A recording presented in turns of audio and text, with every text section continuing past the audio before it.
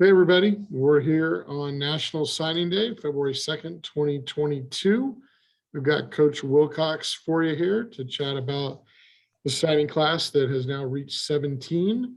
Go ahead and let me know in the chat what questions you have, and we'll go from there. We'll go ahead and get started with Jeff Ferrado. Go ahead, Jeff. Justin, I wonder if you could take us through individually the three high school guys you signed today, Mendoza, Brown, and Sydney, and talk about each of them and what you see in them. Yeah, Fernando Mendoza comes to us from Florida, and he is a guy that we had been watching and kind of got much more intrigued as the recruiting process went on. There was a connection with a coach who has actually had NFL and college background that had a relationship with him. And so Bill especially really kind of dove into it and started getting to know him and had a chance to watch him play on tape, of course, and then see him in person and visit with the family. Then he came out on a visit and we spent a lot of time with him. He's a very, very intelligent guy. He's a big guy. He's probably 6'4", 210, 215. He's a kind of an all-around athlete, but he can really throw the football and got a huge upside, we think. And his demeanor lends itself to being a quarterback. He's got that disposition, and we think he's got a really, really bright future. So we're excited about him. Jackson Brown, right here in our backyard, highly recruited guy, coveted by a lot of programs, and got a big frame. He's a big, strong guy, still going to grow, as a football player, but a guy that we targeted very, very early on, and excited to have him join us. And again, guy that's right here at San Ramon, right in our backyard, and somebody that we made a priority early on in the process. And then Cam Sydney really liked, early on in the recruiting process, coming from Mater Dei, where we have a history of Mater Dei players being here at our program, and those guys generally have done really, really well for us. Very smart guy, very instinctive. We think he can play corner. We also think he could be a really good nickel, very competitive guy. So really like his skills as a football player. He's kind of a natural. And so we're glad to add those three guys. We also added three guys mid-year that we didn't announce in December that transferred. So we got some new faces in the building, and they're hard at work. If I can ask you a little bit further about Mendoza, he was a guy who was being recruited pretty heavily, I guess, by a couple of Ivy League schools, but there wasn't a lot of attention seemingly from, Power 5 programs. What did you guys see in him that others might be missing? Well, he's obviously a very intelligent guy. He was recruited by the Ivy Leagues. I think the upside, I think the overall athleticism and his ability to throw the football, playing in some really good leagues against some talented players. And we just feel like he's got a very big upside. And, the recruiting process, we don't really get hung up on who is or isn't recruiting him. I know that becomes a story, but really all that matters is we feel really strongly about him, and he's still got to continue to grow and develop like every player does. But we're excited to have him and get him here this summer. Reading his comments, he sounds like a very confident young guy. He is a very confident guy. He's a very competitive guy. Again, plays multiple sports and, carries himself like a quarterback, that you notice that right when you meet him. And so I think you take all those things and the ability to throw the ball, and he's got height. I mean, he is a big dude and he's going to continue to grow. He's still a young person, but I think all that, the meeting him and being around him gave us a lot of conviction as well, because those intangible traits are hard to measure off game tape. Thank you. Okay, we'll go to Jake Curtis with the Cal Sports Report. Go ahead, Jake. Yeah, I wanted to ask you a little bit about transfers in general. A million of them this year. Is that a product of the year that didn't count last year? Is it a product of the immediate eligibility? Is it going to continue like that? What do you think? I think all that, Jake, I think you're right on it. There's more players in the system, so to speak, because of the COVID year. The ability to be eligible right away has a lot to do with it. And it's just the new part of the new era of college football. And it is different for everybody, and everybody's being impacted by it. We feel really strongly about our positioning in it. We're not going to be an outfit that takes 25 transfers every year, but we're certainly going to supplement our rosters with transfers and guys that we feel like fit our program and our team. So, and we've done that. It's just part of what college football is now, and we're going to adjust and make it a net positive for us. So do you think this is typical? And Well, how has it affected recruiting? Well, those spots that you would have allotted to either JC or high school players now can be taken by, four-year college transfers. So that's one way. Is this typical? I don't know. I don't know if we don't have enough data or history yet, because it is early on in this new age of immediate eligibility and transferring and one-time free transfer. And so I don't know, there's a lot of guys that are in the portal. There's some of them who haven't landed yet. And I think it'll be important in the future, just that the players have an idea of what's available, how many scholarships are out there, versus how many guys are in the portal, because I think some of that has probably shown up around the country where the number of names in the portal and the number of scholarships available don't quite match. But it'll be interesting to see how it goes, Jake. I think we're all going to learn as we go, programs and players. But this is just part of the new way of college football. And like I said, we're keeping our knees bent. We're going to adjust with it, and we're going to make it a net positive for us. One last thing. Some coaches have said maybe there should be a rule about limiting when you get into the transfer portal, when you can sign them. What do you think about that? Yeah, I think the timelines, it would probably make it cleaner for roster management. I think that would be something that would be helpful to put some guidelines around that on the dates, so when those things are going to come up, so you can plan and manage your rosters a bit cleaner. Right now, with the ability to essentially go in the portal at any time. Now, there is a deadline if you want to be eligible in the fall, but it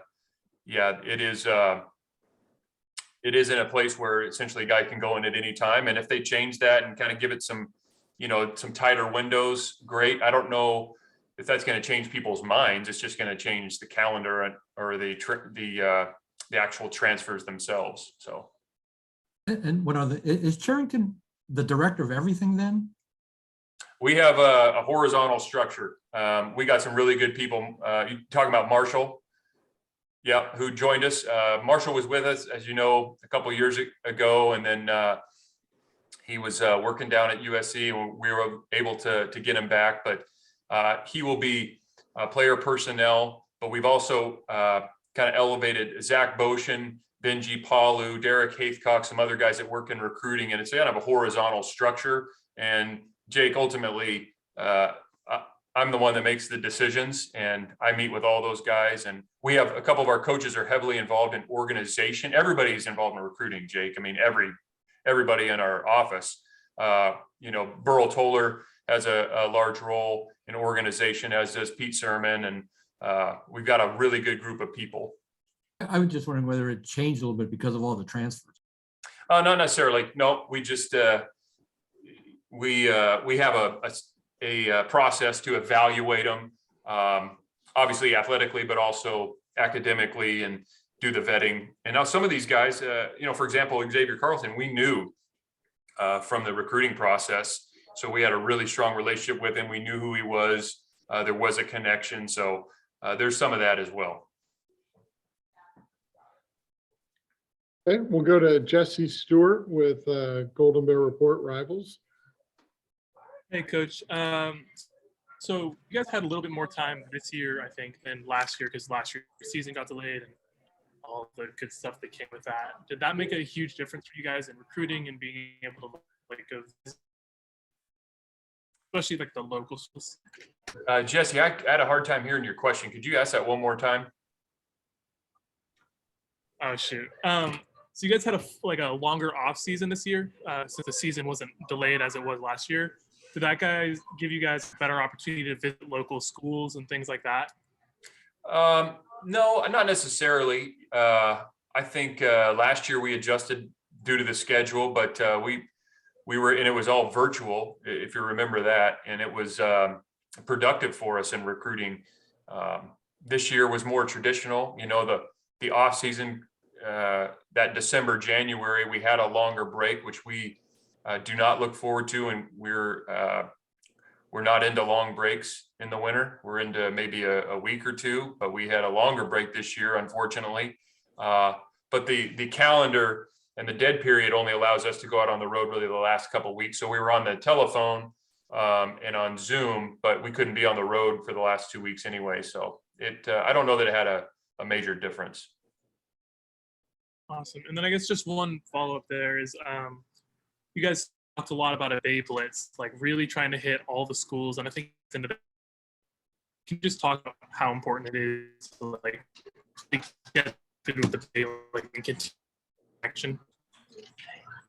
Jesse, once you text me your question, we'll move on and then. Yeah, I'm going to take a shot at it here, Kyle. I think you was just asking Sure. about the Bay Area. Yeah, that was the first day we were able to go out. We hit a really large number of the Bay Area schools, some of which had guys that we were actively recruiting. Some have prospects for the future and some don't, but we certainly want to continue to build those relationships with the coaches and the guys in our local community. You know, having Bay Area players on our teams really, really important to us, and we're going to do our best to recruit all the guys that fit us and are interested in Cal. So yeah, we did that the very first day out, that we were able to be on the road, and we had every single coach was out there on the road making stops, and it was a really good day to get out and see some people face to face. Thanks, Coach. Jesse, if you do have further questions, maybe just put them in the chat to you. Hopefully you got to your question there. We'll go to Jim McGill with Barron Center. Hey, Justin, just circling back to a couple of the guys today. Do you see a little bit of Lou Hearns and Cam Sidney? They seem to have a similar aggressive playing style. Yeah, that'd be really good. I mean, I think, you know, their high school tape, there's some similarities for sure, Jim. Both, you know, I think Cam, you just see the instinctive nature that he plays with. He's a very competitive guy, but you see him play the ball, play man-to-man, tackle, you know, PBUs, interceptions, and he just got a good feel for the game. So we, again, been recruiting him for quite a long time and had a strong feeling about him. Awesome family, really great kid to talk with, and a really sharp guy. But I think that's probably fair.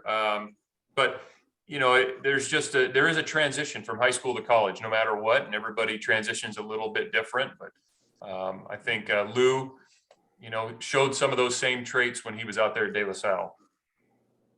With Jackson Brown, do you see him as more of a left tackle or a right tackle, and what makes him a standout on the edge? Well, he's got some position flexibility, we think. Yeah, left tackle would be great. I think he has the ability to play right tackle as well. Heck, he can play in the interior potentially.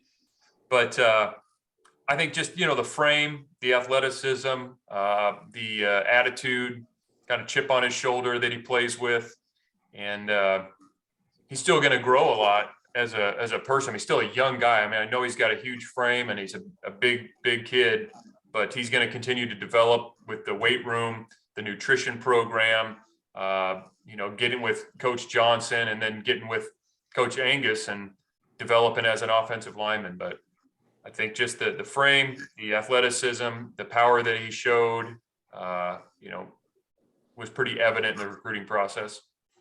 Some of Cal's best offensive lines have been with a bunch of nasty guys. Like you see that with Alex Mack playing in the NFC Championship game over the last weekend. Do you see that in this offensive line group? It seems that Sioape is one of those guys that's kind of a mauler out there. Do you see that in any of the other guys too? Yeah, I mean, that's a trait that you're always looking for. And some guys, you know, kind of built into their DNA, and some guys pick it up over time as an expectation of how you play. But I think that's a key to playing great offensive, to getting great offensive line play, is having that tough, aggressive, kind of nasty nature. And most of the great ones do play that way. And some of those guys off the field, you would never believe it because they might be quiet or this and that. But on the field, it takes an aggressive nature. It's a very, very physical position. I mean, that's the essence of the game right there at the offensive and defensive lines. It's a very physical, aggressive position, and you got to play that way to be successful. Last question. Can you talk a little bit about what you're seeing and hearing about the new guys that are on campus with Mason and Jaden, and then Xavier, and we've got a couple of more transfers there too? Yeah. Yep. They've really fit in well. I mean, they've been here for, a few weeks now, just getting to know the team, their workout groups, they're spending time together, locker room, in the dining hall, out on the field, conditioning and all those things. So it's been great to have them here. I think they're settling in well. There's always an adjustment period, but so many of those guys are like-minded and have similar character traits. So it's not surprising that they're settling right in. And Jack Plummer obviously is a key guy in that group. Has there been any buzz with how he's working with the receivers and stuff like that?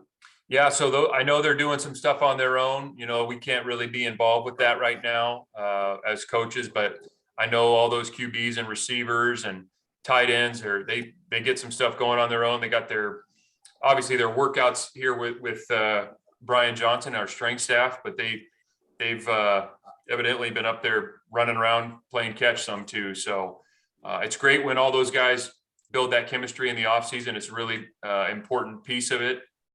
But Jack is a talented guy.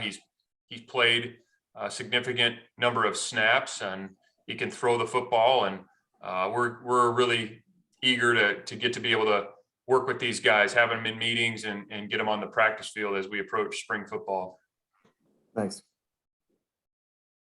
There's a couple of you asked second round of questions, but let's wrap up the first round with Peter Lee from Right for California. Hi, Coach. What does the latest recruiting class say about the future of Cal football? Yeah, it's a great question, but we really feel good and strong about the group we brought in. It's not quite as big a number as we're at a year ago because we have a number of guys returning, but feel strong about the group. And as I mentioned before, there is a transition. I mean, it's different than playing in high school or junior college. Now we have three guys that have played, either Pac-12 or Big Ten football before. So their transition is going to be a little bit smoother, but it takes some time and each guy's a little bit different. So what's really important is they get in here, understand how we do things, the culture of the team, what's expected of them, and then get to work. And I feel really strongly about all of them. And we're glad they're here, in a year or two from now, we can give you even further evaluation of how their progress is. And another question, with the departure of Coach Rego, who will be inheriting special teams coach duties for spring camp and the season? Yeah, we will split up special teams on the offense and defense, and the guys that'll be in charge of the respective units have all been either special teams coordinators in their past in coaching or had those units at other places. So we've got a number of guys who are position coaches and some of our coordinators who have had those roles previously in their careers. So we'll break that up. And once we start spring football, each of those coaches will begin shaping those units. Thank you so much. Okay, we'll go back to Jeff Ferrado from Cal Sports Report. Justin, can you share with us sort of how you see the quarterback room, what the hierarchy or the pecking order is? You go into spring ball with Jack Plummer as your presumed number one, or is it wide open with him and the two returning young guys? Or how's that shake down at this point? That's a critical position, as you know, Jeff. What we're going to do is get all those guys opportunities in spring football, and we will, whether it's 11 on 11 or 1-on-1 or 7-on-7, we'll make sure that every guy has an opportunity. As we move through spring football, that depth, so to speak, will start to take shape. And we don't have a timeline on naming a 1, 2, or 3 pecking order. We just want to make sure all those guys get a lot of reps. We want to make sure that they have the ability to go out there and function with the offense, and that way we can evaluate them all independently. Is one of the issues when you bring in a transfer, an experienced guy, is one of the issues, especially maybe at quarterback, given what's going on with the transfer portal, that you might be concerned about? How does this impact the young guys? Do they sort of feel like they're being pushed back a year and maybe I need to go somewhere else? Or how do you factor all that in? We always have to look at what's best for our team, and it doesn't mean we don't think highly of our young guys. We do. We love our young guys. I mean, I think Kai has a very bright future. Zach Johnson, same.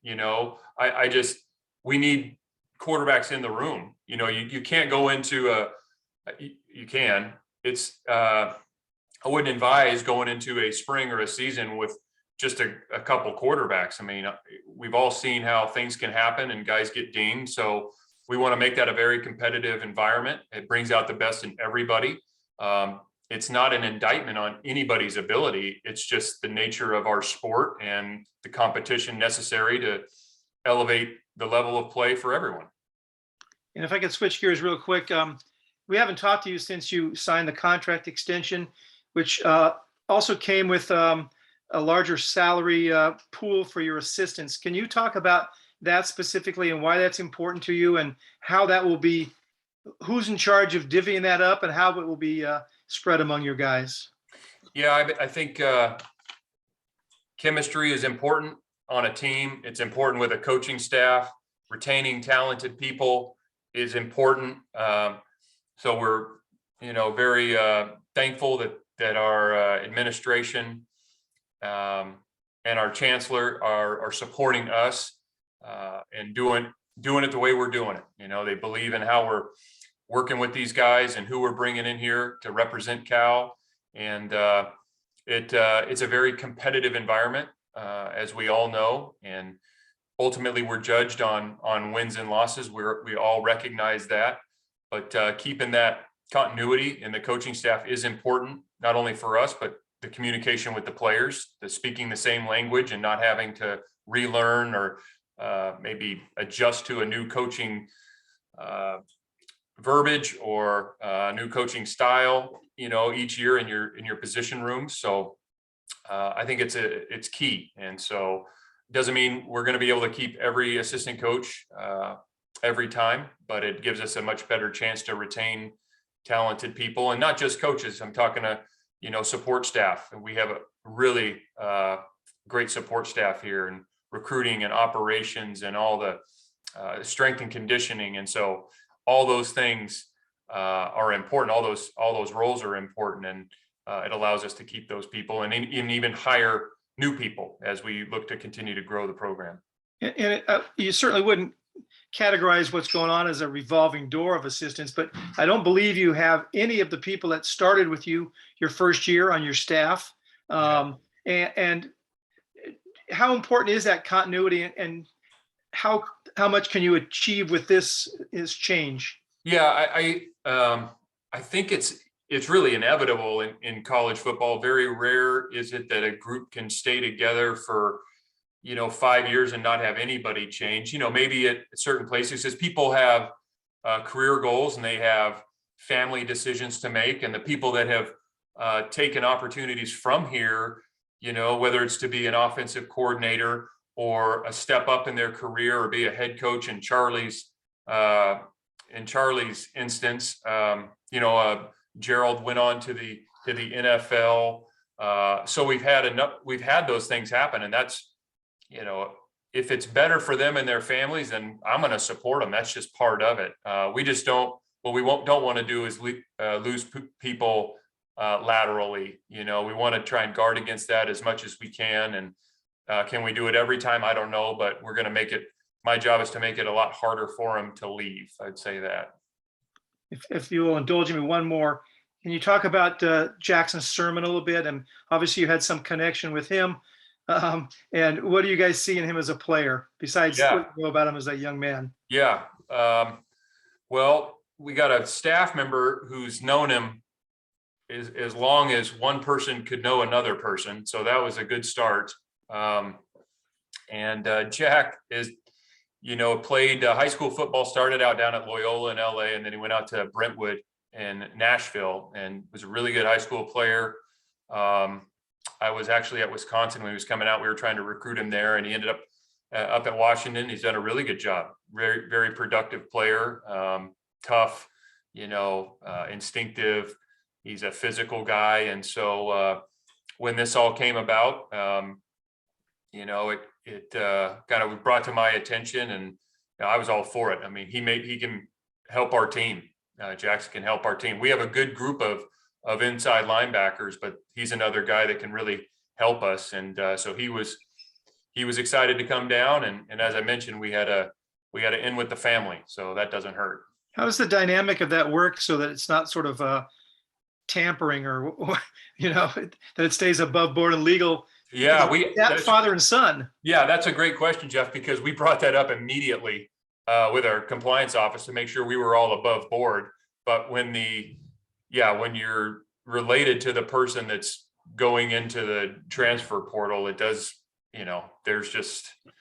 that's father-son discussion, not tampering discussion. So we were put at ease and made sure we followed the rules along the way. And but yeah, that's a unique one.